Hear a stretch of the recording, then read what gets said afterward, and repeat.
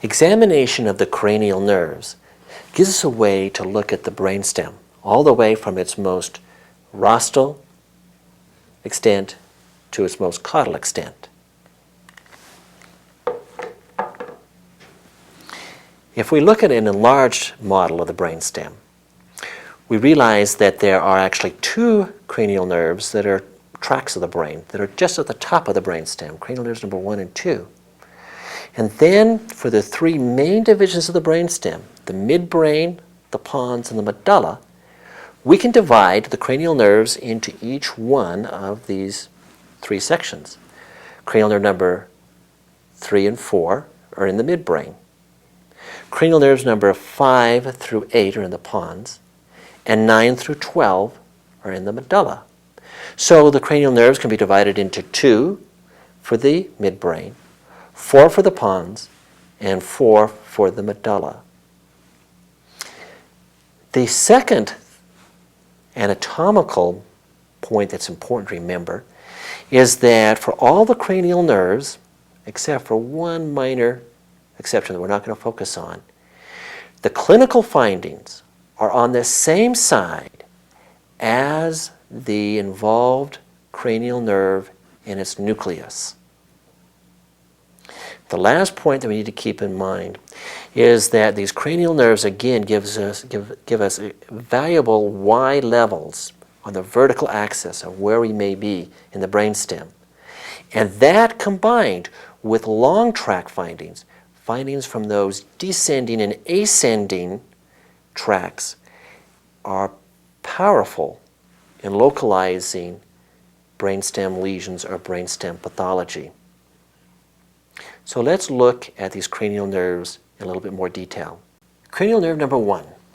Olfaction is the only sensory modality with direct access to the cerebral cortex without going through the thalamus.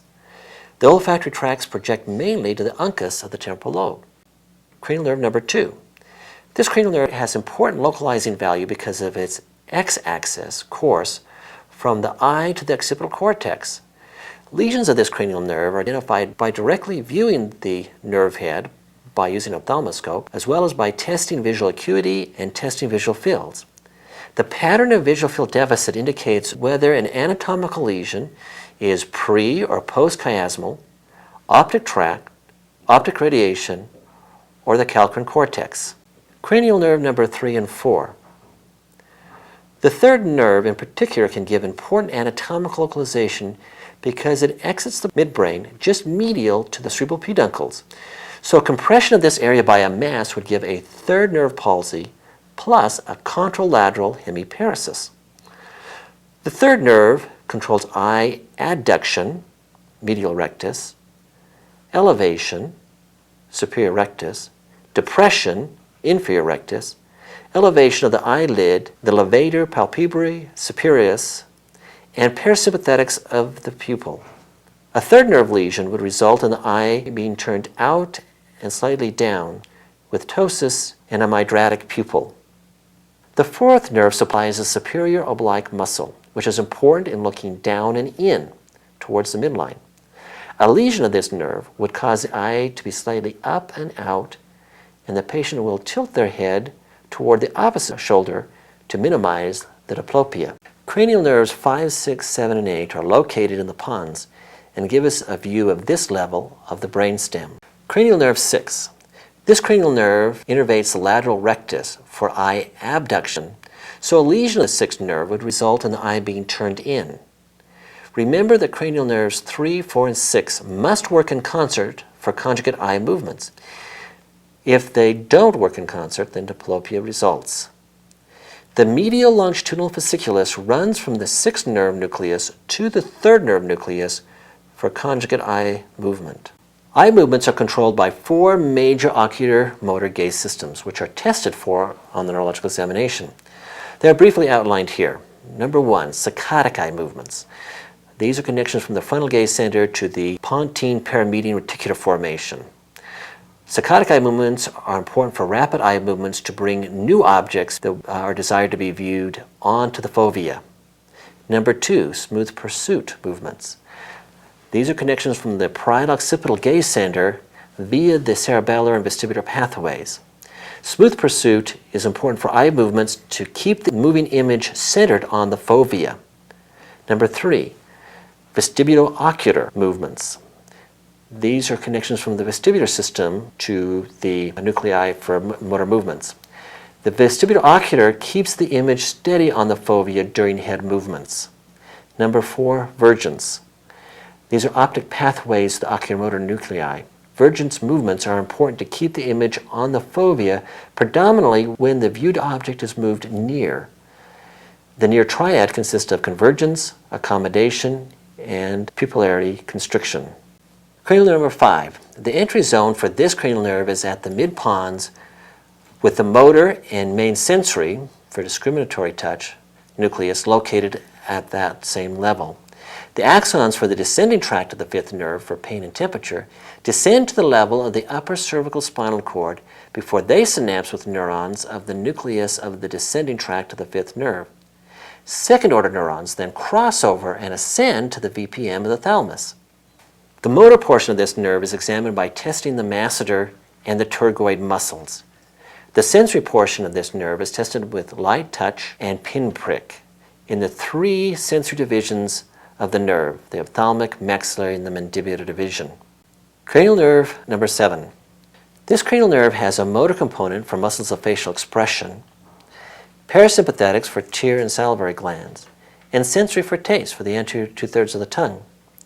For a lesion of the 7th nerve, which is commonly called a Bell's palsy, it is important for anatomical localization to test all the components of the 7th nerve: muscles of facial expression, taste, the muscles of the trapezius, as well as lacrimation. It's important to realize that for a peripheral or lower motor 7th nerve lesion, all the muscles ipsilateral to the affected nerve will be weak. Whereas in the central or upper motor neuron lesion, only the muscles of the lower half of the face, contralateral to the lesion, will be weak because of the portion of the 7th nerve nucleus that supplies the upper face receives bilateral cortical bulbar or upper motor neuron input.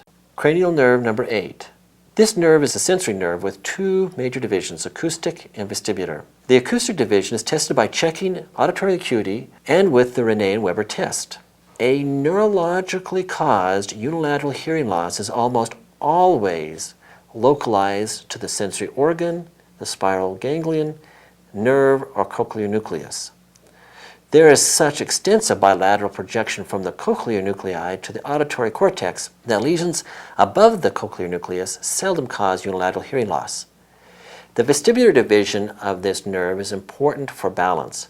Clinically, it can be tested with the oculocephalic reflex and the oculovestibular reflex. Cranial nerves 9, 10, 11, and 12 are located in the medulla and have localizing value for lesions in the most caudal part of the brainstem. Cranial nerves 9 and 10. These 2 nerves are clinically lumped together. Motor-wise, they innervate pharyngeal and laryngeal muscles. Their sensory component is sensation for the pharynx and taste for the posterior 1/3 of the tongue. In clinically assessing 9 and 10 function, it's important to test both voluntary and non-voluntary or reflex activity. Voluntary action can be observed as the patient says ah or ka. Non-voluntary or reflex action is observed with the gag reflex, which is both a sensory and a motor limb to the reflex.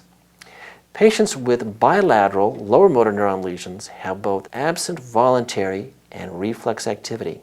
Patients with bilateral upper motor neuron weakness or dysfunction will lack voluntary movement of the palate, but will have the reflex gag or even a hyperactive gag reflex, just like a hyperactive deep tendon reflex with upper motor neuron disease. This is how a bulbar or a lower motor neuron palsy is sorted out from a pseudobulbar or an upper motor neuron palsy. For upper motor neuron disease to cause palatal weakness, it must be bilateral because there's bilateral upper motor neuron innervation for each of the nuclei ambiguous. Unilateral lower motor neuron or nerve weakness causes less elevation of the palate on the side of the lesion with deviation of the uvula to the high-arched normal side. Cranial nerve 11. This nerve is a motor nerve for the sternocleidomastoid and trapezius muscles. The upper motor neuron control for the sternocleidomastoid muscle is an exception to the rule of the ipsilateral cerebral hemisphere controlling the movement of the contralateral side of the body. Because of the crossing then recrossing of the cortical bulbar tracts at the high cervical level, the ipsilateral cerebral hemisphere controls the ipsilateral sternocleidomastoid muscle. This makes sense as far as coordinating head movement with body movement if you think about it. Remember that the sternocleidomastoid muscle turns the head to the opposite side. So if I want to work with the left side of my body, I would want to turn my head to the left, so the right sternocleidomastoid muscle would be activated. Cranial nerve 12. The last of the cranial nerves, number 12, supplies motor innervation for the tongue. For lower motor neuron weakness, the tongue deviates towards the side of the lesion. Bilateral upper motor neuron lesions cause a pseudobulbar palsy of the tongue, manifested by slow and incomplete tongue movements, especially on the side-to-side movements. Traps. A sixth nerve palsy may be a false localizing sign. The reason for this is that it has the longest intracranial route of all the intracranial nerves. Therefore, it is the most susceptible to pressure that can occur with any cause of increasing cranial pressure. Pearls. Rules of diplopia. Number 1, diplopia is maximum in the direction of action of the paretic muscle. Number 2, the most peripherally seen image is the false image and comes from the eye with the paretic muscle. Number 3, diplopia is horizontal if the medial and lateral recti are involved and vertical if the levator or depressor muscles are involved. Internuclear ophthalmoplegia. A lesion of the medial longitudinal fasciculus causes nystagmus of the abducting eye with absent adduction of the other eye. The lesion is on the side of the non-adducting eye, or the eye that does not adduct. There can be bilateral internuclear ophthalmoplegia, in which case neither eye adducts on range of motion.